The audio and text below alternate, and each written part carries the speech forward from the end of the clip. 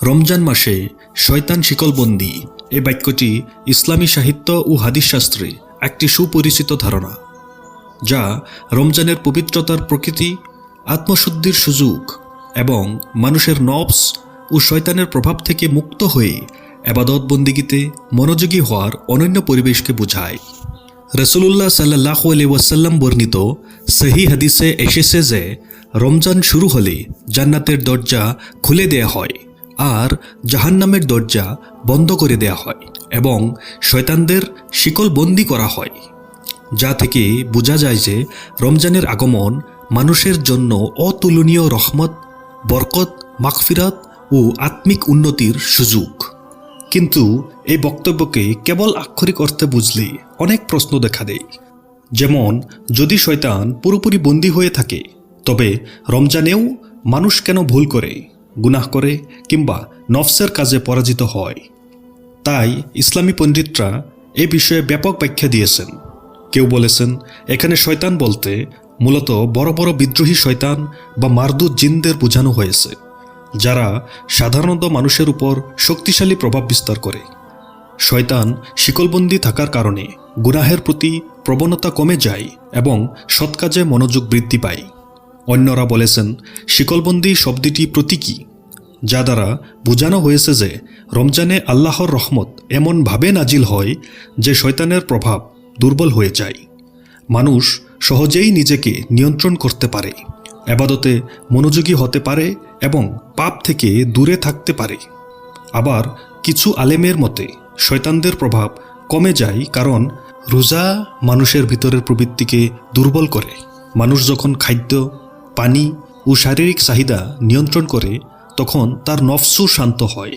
ফলে শয়তান, যে নাকি সাধারণত মানুষের খেয়াল খুশি ও প্রবৃত্তির দরজা বেয়ে প্রবেশ করত, সেই সুযোগ শয়তান হারিয়ে ফেলে। রমজানে মুসলমানের আত্মা এবং হৃদয় অধিকতর কোমল হয়ে ওঠে, কেননা 5 ওয়াক্ত সালাত, তারাবিহ, তাহাজ্জুদ, কুরআন তিলাওয়াত, দোয়া, দান সাদকা ও জিকিরের মাধ্যমে আল্লাহর সান্নিধ্যে আসার পথ সহজ ও প্রশান্ত হয়। একজন মানুষ যখন আল্লাহর দিকে অগ্রসর হয়, তখন আল্লাহও তাকে সাহায্য করেন।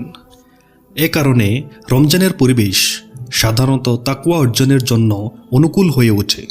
আবার অনেকে বলেন, সমাজের পরিবেশও রমজানে বদলে যায়, ইবাদত বৃদ্ধি পায়, গুনাহকর্ম কমে, মানুষ একে অপরকে ভালো কাজে আহ্বান করে।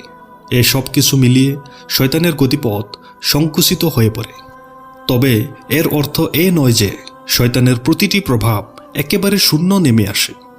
মানুষের নিজের নফসু প্রবৃত্তির একটি বড় উৎস, যা তাকে ভুলের দিকে আহ্বান করে। শয়তান শিকলবন্দি হলেও নফসের ও পুরনো অভ্যাসের কারণে মানুষ ভুল করতে পারে। কিন্তু পার্থক্য হল, রমজানে মানুষ সহজেই ফিরে আসতে পারে, তার তওবা সহজে কবুল হয়, তার হৃদয় নরম থাকে এবং গুনাহ থেকে দূরে থাকা তার জন্য স্বাভাবিক হয়। শয়তান শিকলবন্দি ধারণাটি মূলত রমজানের আধ্যাত্মিক বাস্তবতাকে জোর দিয়ে বলে।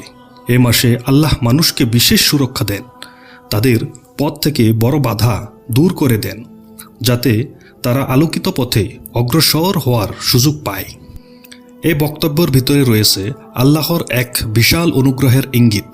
আল্লাহ চান যাতে বান্দারা নেক আমল করে, নিজেদের পরিশুদ্ধ করে এবং বছরের বাকি সময়ের জন্য তাকওয়ার শক্তি সঞ্চয় করতে পারে।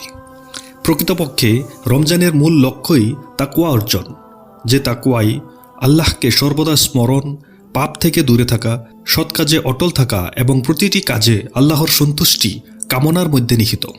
তাই রমজানের উপলব্ধি কেবল ইফতার, সেহরি, রোজা ও তারাবির মধ্যে সীমাবদ্ধ নয়, বরং এটি আত্মসংযমের প্রশিক্ষণ, দুনিয়ার মুখকে নিয়ন্ত্রণ করার শিক্ষা এবং শয়তানের প্রভাবকে দুর্বল করার অনুশীলন।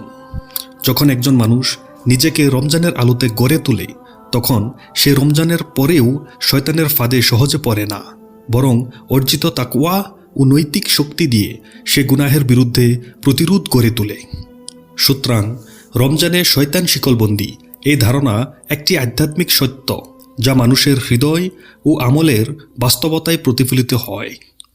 আল্লাহ বান্দাদের জন্য এই মাসকে করেছেন ক্ষমা, মুক্তি ও আত্মশুদ্ধির সোপান, আর শয়তানের শিকলবন্দি হওয়ায় সেই সোপানকে আরও সহজ, নিরাপদ ও উজ্জ্বল করে তোলে, যেন মানুষ অন্তরের পবিত্রতা অর্জন করে, আল্লাহর নৈকট্য লাভ করে এবং একটি নৈতিকভাবে উৎকর্ষময় জীবনযাপনের দিকে এগিয়ে যেতে পারে। রমজানে শয়তান শিকলবন্দি হওয়ার ধারণা শেষ পর্যন্ত আমাদের মনে করিয়ে দেয় যে এ মাস আত্মশুদ্ধি, নিয়ন্ত্রণ ও আল্লাহর নৈকট্য অর্জনের শ্রেষ্ঠ সময়। শয়তানের প্রভাব কমে গেলেও মানুষের নফস সক্রিয় থাকে। তাই প্রকৃত সাফল্য হল রমজানের অনুকূল পরিবেশকে কাজে লাগিয়ে নিজের চরিত্র, আচরণ ও আত্মিক শক্তিকে শক্তিশালী করে তোলা। রমজান শেষে যদি সেই মানুষ অর্জিত তাকওয়া জীবনে ধরে রাখতে পারে, তবেই রোজার প্রকৃত উদ্দেশ্য পূর্ণতা পায়।